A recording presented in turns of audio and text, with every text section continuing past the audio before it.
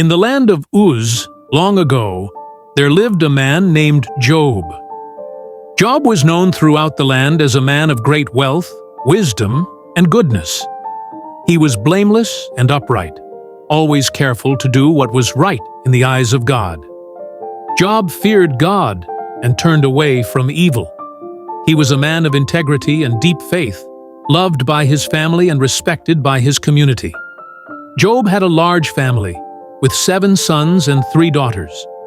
He was also incredibly wealthy, owning vast herds of sheep, camels, oxen, and donkeys.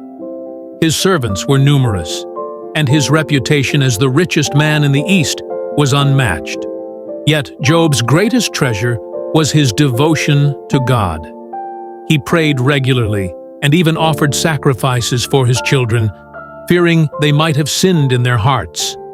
One day, in the heavenly realms, the angels came to present themselves before God, and among them came Satan, the adversary. God asked Satan where he had been. Satan replied, "From roaming throughout the earth, going back and forth on it." God then said, "Have you considered my servant Job? There is no one on earth like him. He is blameless and upright, a man who fears God and shuns evil." But Satan challenged God, saying, "Does Job fear God for nothing? Have you not put a hedge around him and his household and everything he has? You have blessed the work of his hands, so that his flocks and herds are spread throughout the land. But now, stretch out your hand and strike everything he has, and he will surely curse you to your face." God responded, "Very well then. Everything he has is in your power, but on the man himself do not lay a finger." Satan left the presence of God and set his plan in motion. On a single dreadful day, disaster struck Job like a storm. A messenger arrived at Job's house, breathless and panicked, saying, "The Sabeans attacked and carried off your oxen and donkeys. They killed the servants with the sword, and I am the only one who escaped to tell you." While this messenger was still speaking, another came running in. Fire from God fell from the sky and burned up the sheep and the servants, and I am the only one who escaped to tell you. Before he could finish, a third messenger arrived. The Chaldeans formed 3 raiding parties, swept down on your camels, and carried them off. They killed the servants, and I am the only one who escaped to tell you. And then, the worst news of all. A 4th messenger burst in, saying, "Your sons and daughters were feasting in the oldest brother's house, when suddenly a mighty wind struck the house. It collapsed on them, and they are all dead. I am the only one who escaped to tell you." In a single day, Job lost all his wealth and all his children.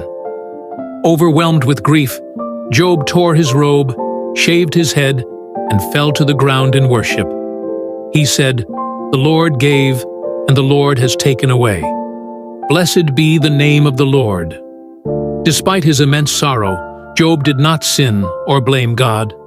Once again, the heavenly court convened, and God praised Job for his steadfastness. Satan, however, was not satisfied.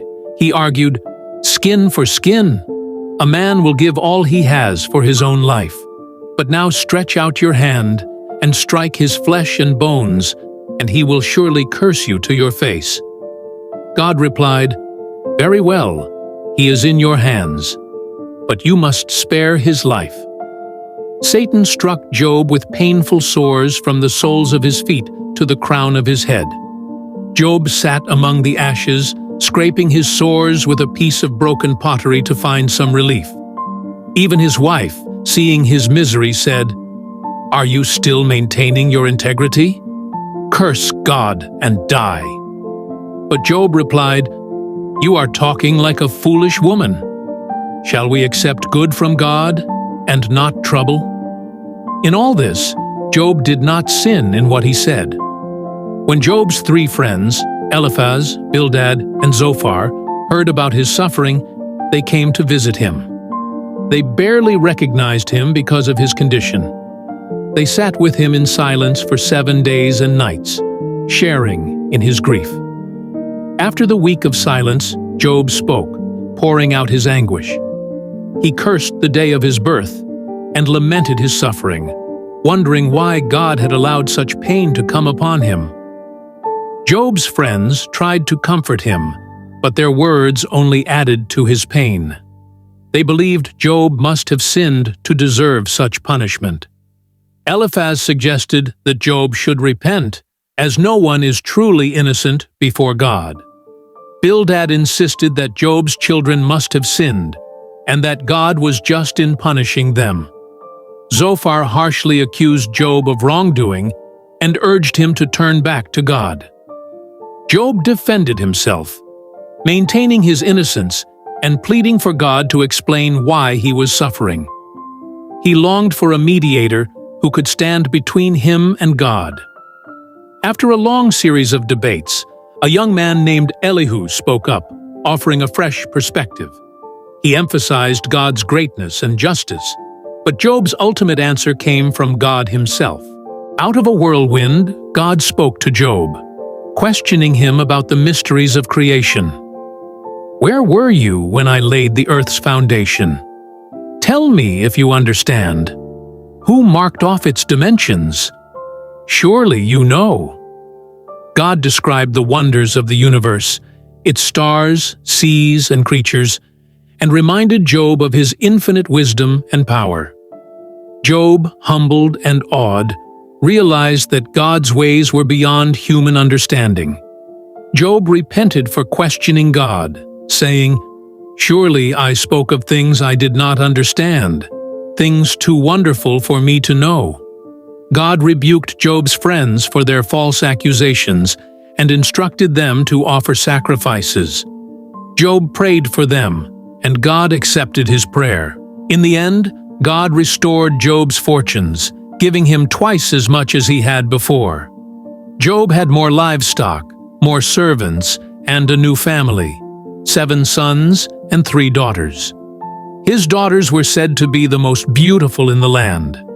Job lived 140 more years, seeing his children and their children to the 4th generation. The story of Job is a powerful reminder that while suffering is a part of life, our relationship with God is the foundation of hope, healing, and restoration.